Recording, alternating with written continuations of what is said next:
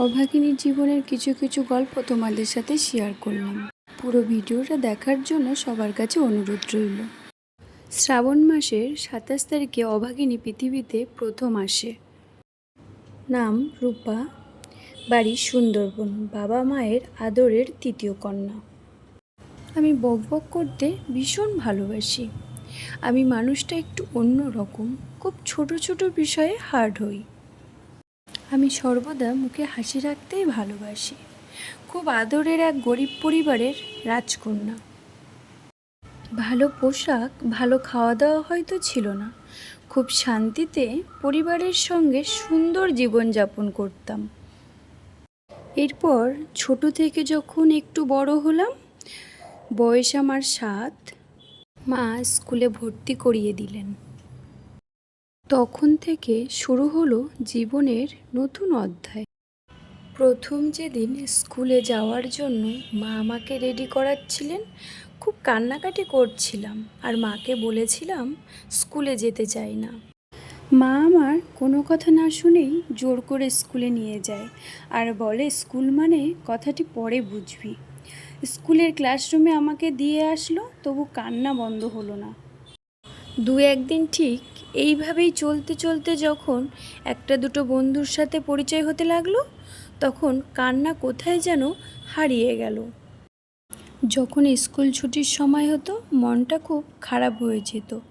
সবার মা আসতেন তাদের বাচ্চাকে বাড়িতে নিয়ে যাওয়ার জন্য। আমিও রাস্তার দিকে তাকিয়ে থাকতাম আর মনে মনে ভাবতাম, আমার মাও বুঝি এবার আসবেন। কিন্তু আমিও ভুলে যেতাম ওই সময়ে মায়ের অনেক কাজ থাকতো।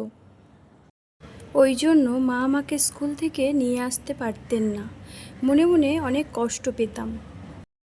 কষ্টটা কাউকে বুঝতে না দিয়ে বন্ধুদের সাথে মজা করতে করতে বাড়িতে চলে আসতাম। এরপরে ঘরে এসে দেখতাম মা ঘরে নেই।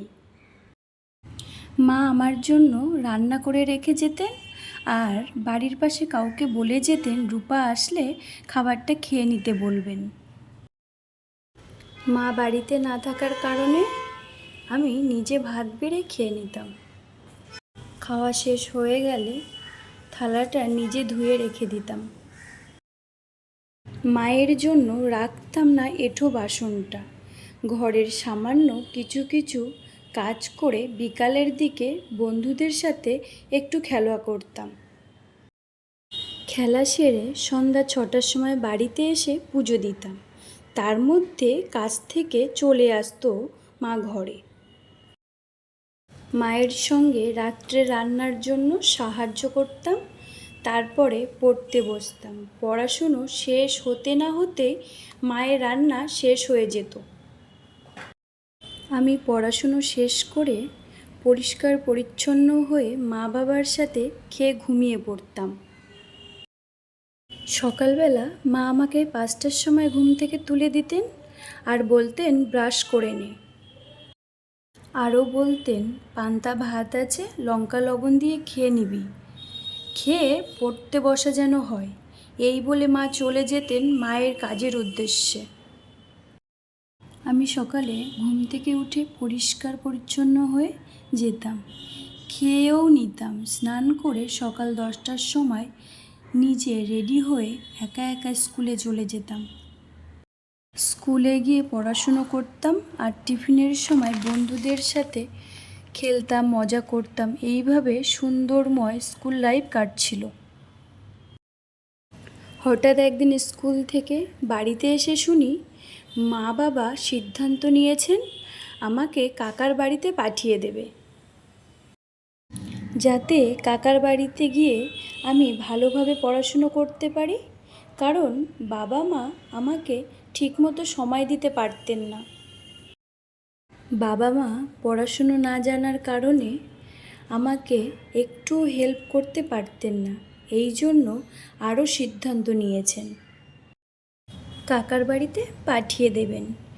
বাবা মার কথাটি শুনে খুব কষ্ট পেয়েছিলাম, কিন্তু কষ্টটা বুকে চেপে রেখে আমি বাবা মাকে বললাম আমি রাজি আছি।